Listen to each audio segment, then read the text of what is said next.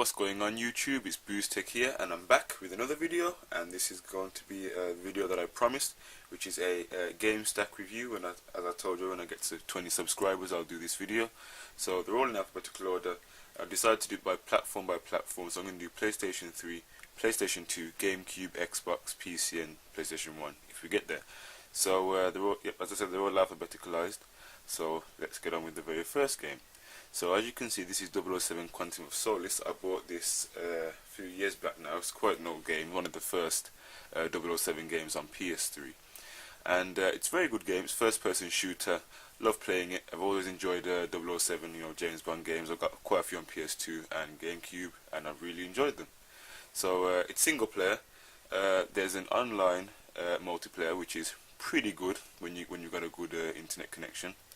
And the story mode, I've not yet clocked it yet, but so far it's pretty good. It's pretty interesting. So that's 007. The next game is Beijing 2008 Olympic Games, and since I am an athlete for Birchfield Harriers, I love my Olympic games on PS3, and I love games to do with athletics and sporty games and things like that. So I bought this about 3 years ago. It's a very cheap price since it wasn't really a popular game by most people. It's got most events on there. You can go online, and there's all sorts of records to beat. You've got all your track and field, you've got weightlifting, you've got shooting, you've got gymnastics, swimming, all the games that you normally find in the Olympic Games or sports. So, and it's multiplayer, so you can compete with a friend or your brother or whoever you want to play with, and yeah, so that's a pretty fun game as well. Next one is a very recent purchase I've made, Battlefield 3. I'm not really a massive Battlefield fan. I normally play Call of Duty when it comes to first-person shooters, and I have got a video comparing Modern Warfare 3 and Battlefield 3. It's not me giving it a speech or anything about it. It's just two side-by-side comparison, and it's for you to make the decision. But this is a very good game. It's single-player, mostly played online. You have large maps. I'm not sure. I don't know the actual game types off by heart. But they're similar to what you find on Call of Duty. You've got free-for-all, team deathmatch, capture the flag. You've got all those games, and it's pretty fun to play. The shooting is very realistic, or probably even more so than Call of Duty. But it hasn't really got the action-packed fun, quick run around and shooting like MW, or pretty much the whole Call of Duty series has got. Since the maps are very big and incorporates things like tanks, boats, aircraft and things like that, so it's not just you walking around shooting and killing people. So it's a technical game in that respect, more so than Call of Duty, but I don't think it's as fun as Call of Duty to play, if you know what I mean when I say fun. So it's a pretty good game though, and I would recommend it if you like your pretty much realistic first person shooters. The next game is obviously Call of Duty Black Ops, and it's a pretty good game. I mostly bought it for zombies, and zombies is fantastic on this game. Pretty much, I have not played Black Ops 2 zombies, but apparently people are saying that it's better on Black Ops 1. So I mainly bought this game for zombies, although I do play online sometimes. But I have to admit the online is not very good, and if you're a quick scoper or a trick shotter, this game is not really suited for you, as it is absolutely impossible to try and do a trick shot or to quick scope on this game. Apart from that, the guns are they're okay. The controls are pretty much the same, obviously, for Call of Duty platforms, and you can tell some of the ideas are probably ripped off from Activision's Modern Warfare. But Triage they're actually trying to make good Call of Duty games. Obviously, since World at War, which is an absolute complete flop. So they have improved, and it is a pretty good game, especially for zombies, which I predominantly bought it for. So the next one is one of my personal favourites, and the game that pretty much got me into Call of Duty is Call of Duty 4 or Modern Warfare 1. So this is an absolutely fantastic game. It's got everything you could possibly imagine. It's two-player, of course, as same with Black Ops. It's two-player. It's action-packed. You might not find many people on it, so it's very easy to rank up. You get to level 55, and next to prestige, and it goes all the way up to prestige 10. But it's a lot shorter because you only have to go to level 55, unlike 70 and 80 like Modern Warfare 2 and 3. So it's a pretty good game in that respect. It's easy to play, and you know, it's a very good game if you're trying to wanting to get into Call of Duty, as you don't want to really jump into MW3 if you're new to Call of Duty. It's going to be quite rough, I'd imagine. The maps are good, decent size. My favourite one is probably going to be, let's have a look. I haven't played this game in Backlot was also quite a good map. Oh, and Block, pretty much a sniper's favourite map on Call of Duty 4 has to be Block. It's absolutely fantastic. Snipe from each point, opposite ends. You know, pretty much the best arcade kind of fun. So that's Call of Duty 4. And next in line is Call of Duty Modern Warfare 2, which is obviously probably the most popular Call of Duty ever, especially mostly used by trick shotters due to the maps and all the things that you get. You get maps. The maps are fantastic. The guns are fantastic. If you're a sniper, you'll love intervention. Barrett's okay, but I prefer intervention. And so the maps are good. The story mode is pretty good. I've played part of it, and so that's good. And my favourite map has to be Terminal or High Rise, as I just love those maps. They're fantastic. Loads of good sniping points and assault rifle submachine gun points. So it's a pretty fun game, and that's why. And it's easy to trick shot on there, so a lot of trick shotters play this game more so than MW3, MW1, or any other Call of Duty. So it's a very good game. I recommend anyone to buy it. It's very cheap now. Very cheap. You can pick this up for about, I don't know, £5 from Game Station. Ignore the 99p. That's just randomly stuck on there. Anyway, so that's a pretty good game.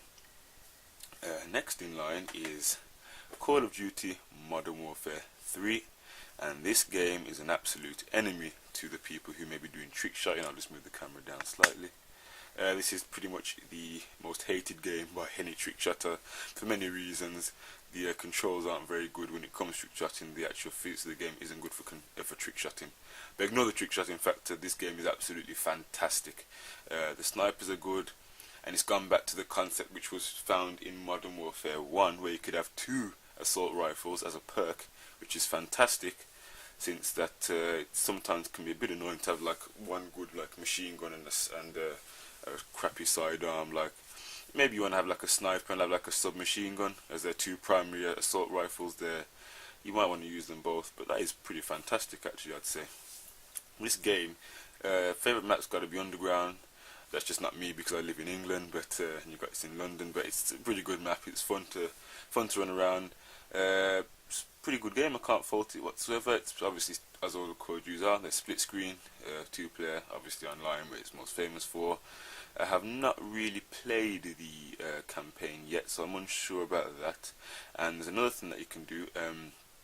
It is called Survival, and basically you go through a series of levels. It's pretty much, I don't know, you can kind of say it's Activision's approach to zombies, but it's pretty much, you know, the same concept. You just got to kill all the men rather than zombies. It's killing men, and you just got to keep leveling up, ranking up, buying guns at different prices, upgrading those guns. So it's pretty much the same as zombies, but you're just killing men, not zombies.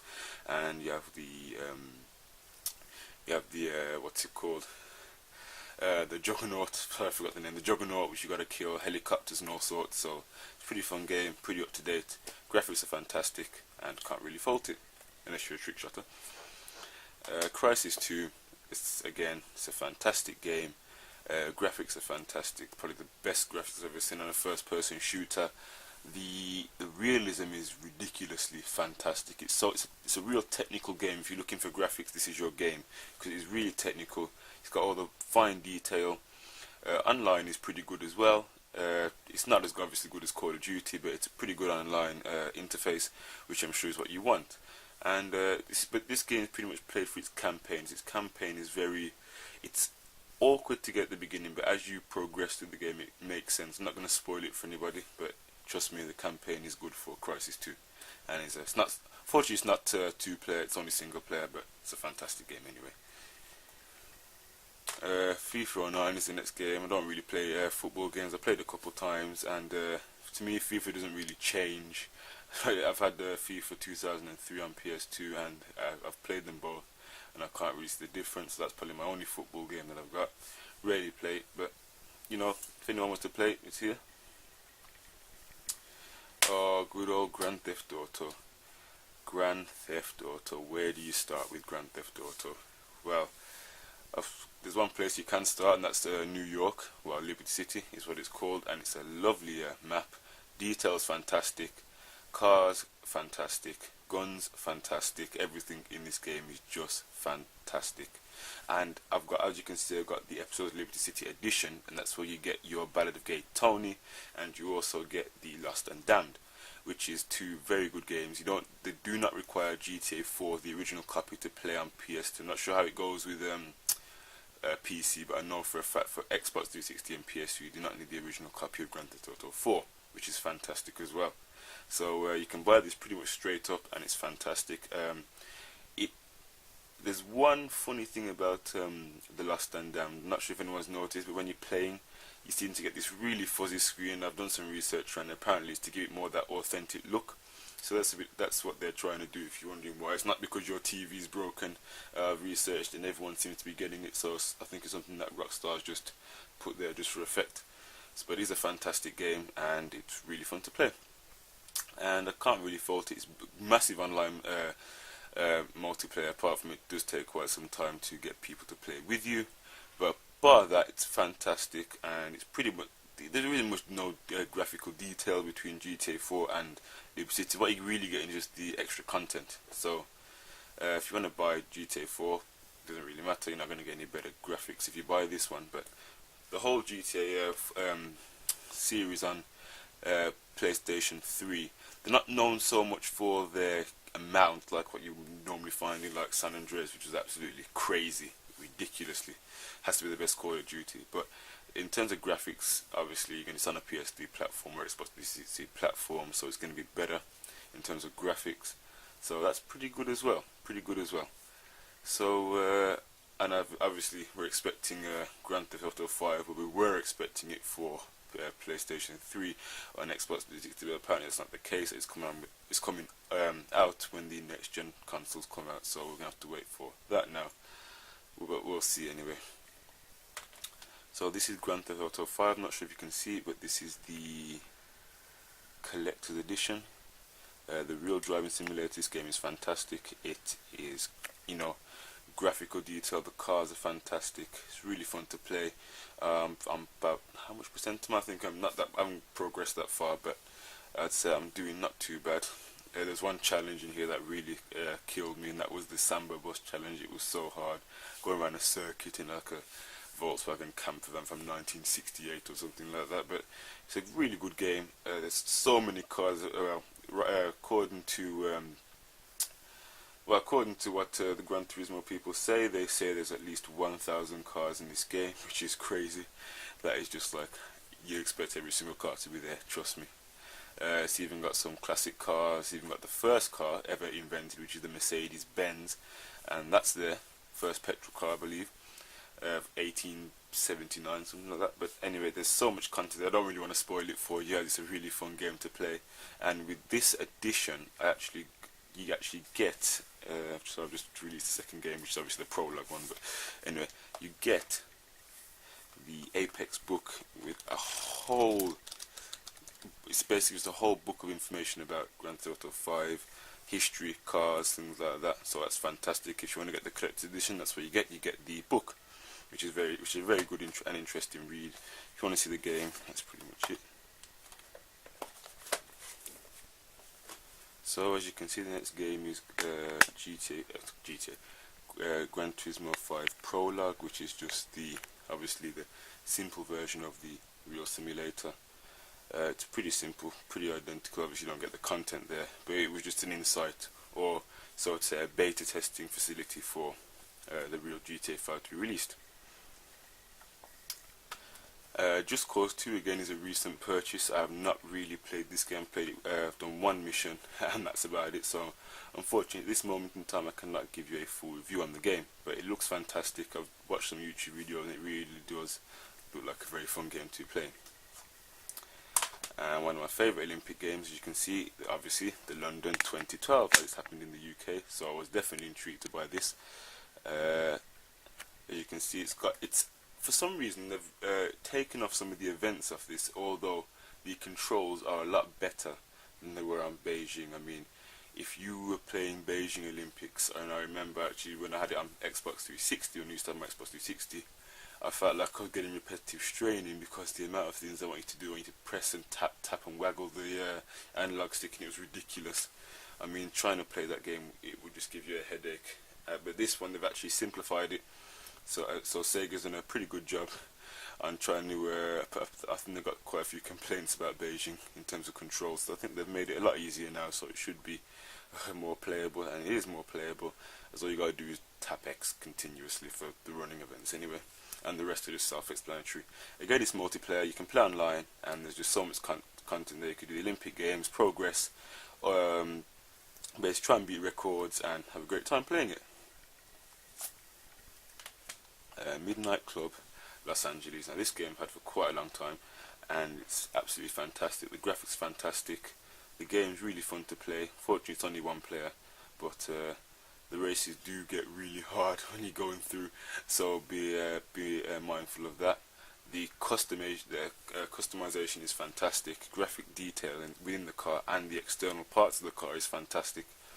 The rims are good in terms of the sides, and basically this is a fantastic racing game. And it's even better when using the Logitech G-Force wheel like what I use. Fantastic. Fun game.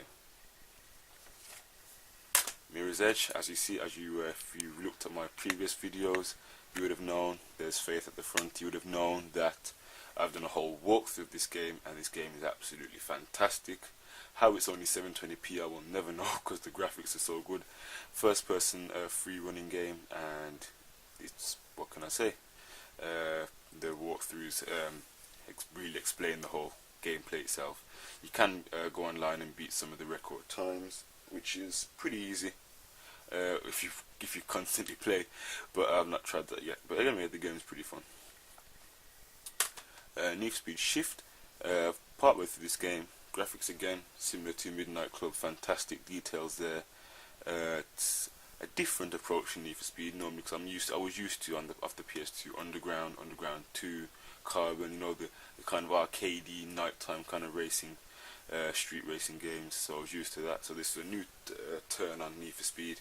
It was fantastic anyway, and it took me back to the old rally games where I used to be on a proper circuit racing according to the rules. But so this game is fantastic. Again, with the Logitech wheel, is a fantastic game. And unfortunately, that game's only single player. So Ratchet and Clank, a cracking time. This game was pretty much the best Ratchet and Clank game on the PlayStation 3 series. There's so much content there. You're able to fly to different planets yourself without any problems. Graphics are good again. The story mode's even more interesting than it previously was. And I'm not going to spoil that again for you. And the game is just really fun to play. It's single player, and they've been able to incorporate Clank more, if you know what I mean, because normally it's just predominantly Ratchet, but they're able to, it's not exactly a half-half split, but it's about, I don't know, about a 70-30 kind of split. So if people want to play Clank, you can buy this game because it's going to be interesting. I remember there was a PSP game called Secret Agent Clank, and it was just Clank, but this game is pretty fantastic. Again, I don't want to spoil it for you, so I'm not going to tell you the story mode. And as you can see, the older version of Ratchet and Clank, that was the Tools of Destruction. And as you can see, this one was pretty simple. There wasn't really that much content on it. It wasn't the best Ratchet and Clank out there. I mean, probably the best one on the PS2, which was on the PS2, that was Ratchet and Clank 3. It was multiplayer and everything, so that was a pretty good game. Pretty fun to play, and I love that one. But this one, it's okay, it's not too bad. It's a good inkling or good starter on Ratchet and Clank for the PlayStation 3 series, and I guess that's probably why it sold so well. Oh, good old Skate 3. Most of you have realised that I put a montage video, my very first montage video of Skate 3, and this is fantastic because I was able to incorporate all my videos and put them together using Magic's Movie Edit Pro. So it gave me a chance to use that editing software as well, and this game is fantastic. The graphics are fantastic, bar that little video that I put on before when you get to the external outputs, but the game is pretty fantastic. It is harder than you know, the typical Tony Hawk game. It is harder. It's more realism to it. You know, like jump as high as you would do in an arcade kind of Tony Hawk, and it's pretty. I felt pretty intimidated by it at first, as it was quite technical. I wasn't quite sure because I was so used to playing Tony Hawk games where it was just, you hold circle and put a direction left there and you just get like a random trick. But this one you actually got to flip the trick yourself using the analog stick, which is a bit more complicated, but you get used to it eventually. And as for the create a part mode, which is probably my favourite bit, it is absolutely fantastic. The graphics fantastic, the details fantastic, and the game's overall is just a very fun game to play. I will do a more detailed review on this game, actually showing you the content of the game in a later date. Tony Hawk Proving Ground, again, this is a very recent purchase. I used to own this game on the Xbox 360 about 4 years ago, and it was fantastic. And it's the complete opposite to Skate in terms of controls. This goes back to the arcade controls, pressing like circle and left to do like I think it was a Bahana or some kind of random trick like that. But it is fantastic. Graphics again are good, not as high up as Skate 3, but they're pretty good anyway. And I will do a detailed review of this in the future. So this has been Boost Tech here. Rate, comment, subscribe, and have a pleasant day. Bye for now.